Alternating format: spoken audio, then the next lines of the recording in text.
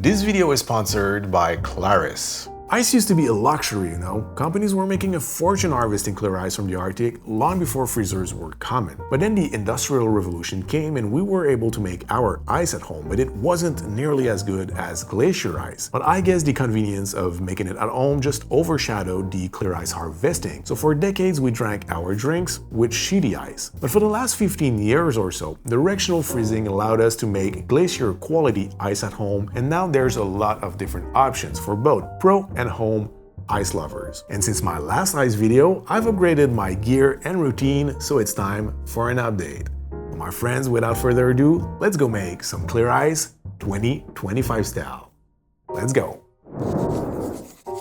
Alright, so clear ice for cocktails is not a new thing anymore. It doesn't need no introduction nor explanations, but if you want to know how it's made, what's the science behind it, I've actually covered that a couple of times on the channel before, so I'll leave a link list in the description below for those of you who are interested in that. Now about my new way to make clear ice at home, my new routine in 2025, this is the quantity of ice that I produce in one day, or I should say in 30 hours. So unless you're running a speakeasy at home or have a YouTube channel and make a lot of drinks every day, this should be enough for you for about 1 week, maybe even more. I personally make about 3 times this amount a week, and I never ever run out of clear ice, even on the busiest week. On the left here is the ice I make with my cooler with the directional freezing method. It makes almost perfect ice, and it's a big block. I can cut in some cubes of the size I want, which is great because I have different sizes of glassware, so having the option is a plus. One of the downside though, working with this method, the cooler method, it's not a big one, but it's still something worth mentioning, is you're working with a closed environment. That means the air is trapped inside of your tank. So even though we're working with the directional freezing method, which pushes the air towards the bottom of your tank, sometimes some bubbles make their way into the ice cube. So even though the ice is pretty good, it's not always perfectly perfect. Now on the right, those are the cubes I made with my Klaris ice maker in the exact same length of time it took me to make my big block of ice with my cooler, which is 3 batches for my Klaris machine in 30 hours. Klaris uses what I call the reverse directional freezing method. I'm not sure it's a real term, but it makes sense when you think about it.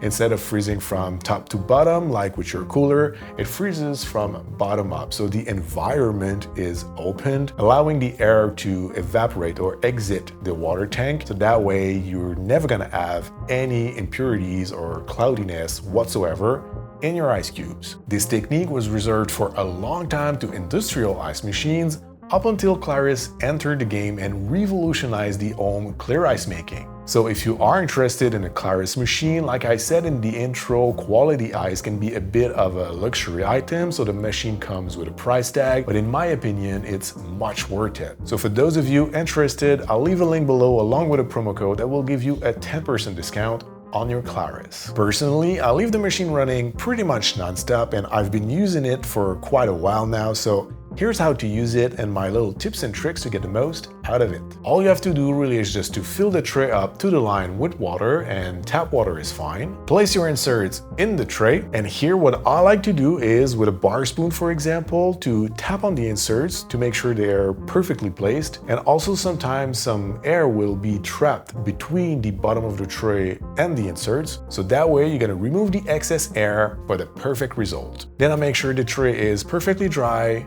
I place it in the machine, press start, and wait. A batch will take about 10 hours to freeze all the way through, and when it's ready, the machine's gonna let you know by a little bleep, but you don't have to unmold it right away. The machine can hold on the ice and maintain the cubes in their perfect condition for up to 5 hours after it's ready, which is pretty convenient. But whenever you're ready, within those 5 hours, all you have to do left is to take the tray out. There will always be a little bit of excess water, so dump it. And then what I like to do is to flip it upside down on a wooden board, wait for about 10 minutes, it's gonna make it easier for the unmolding, and then you simply press on the tray to release the cubes. For the storage, you can use the storage container from Klaris's website, which are really convenient, and what I like to do is always to have a couple of those in the freezer, along with my extra cubes that are stored in a sous vide bag, so that way they stay in perfect condition and it takes less freezer space. Then I just repeat the process, and while my Klaris is running, I can start my cooler batch. The process for this is also extremely straightforward. You simply fill up your cooler with tap water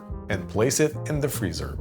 I usually let it freeze for 36 to 38 hours to have a block that's thick enough so I can use it to make spheres with my ice press. But today I made a 30 hours batch to show you that with the exact same length of time, this cooler batch, which is actually a pretty large cooler, will not yield more ice than what Klaris can do. Because I got some comments in the past about the fact that the Klaris can do only 4 cubes at a time, which seems like not a huge yield for this price tag. But if you leave it running 3 times in a row, which takes 30 hours, it makes the exact same quantity of ice that the cooler does in 30 hours. And if you look at the thickness of the block, it's also exactly the same. That being said, when your cooler batch is ready, so that would be between 30 to 38 hours, depending on the thickness you want to have, all you have to do is to take it out of the freezer and leave it resting at room temperature for about 30 minutes. This will just make the unmolding much easier.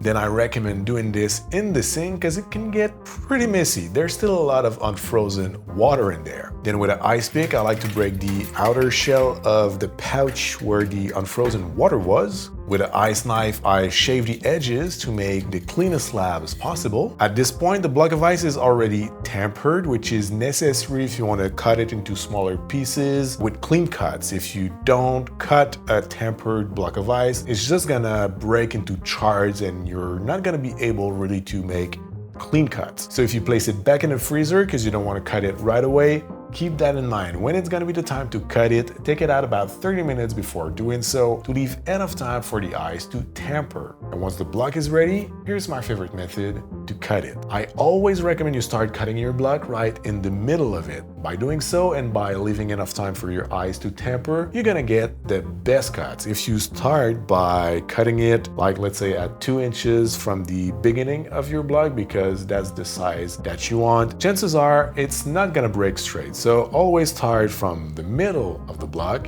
then you're gonna get 2 blocks, and from each block start again from the middle of each one, and so on until you get the size that you want. So using a serrated knife, you're gonna make a line of 1 or 2 millimeters deep, and then using the ice pick, you're gonna tap in that groove until the block separates. Then you simply repeat until you have all your blocks. Then using a sharp knife, you're gonna gently shave the edges until you get something that looks pretty much like a perfect cube. I personally like to make different sizes because, like I said, my glassware collection sometimes requires smaller or bigger cubes, and I also always like to make bigger cubes, a couple of ones, to be able to use with my ice press to make spheres or diamonds. So basically, this is how I run my ice program at home now, a mix of Klaris and the cooler method. The Klaris gives me the best quality of ice I can possibly get, and the cooler also has its pros because I can choose the size of my cube. So it's the best of both worlds. Lastly, I want to talk briefly about the price of the Klaris compared to the other options you have on the market to get professional quality ice at home, because I feel this is something that gets mentioned a lot in the comments when I talk about the Klaris, that the price tag is a little bit high, but I have a different opinion. Klaris is unique. There is no other appliance on the market right now that can do what it does, and it goes for about $5.50. Besides that, if you want professional quality ice at home without having to cut it, you have about 2 options. The first one is a kit you can buy with an insulated container and inserts that go on top of it.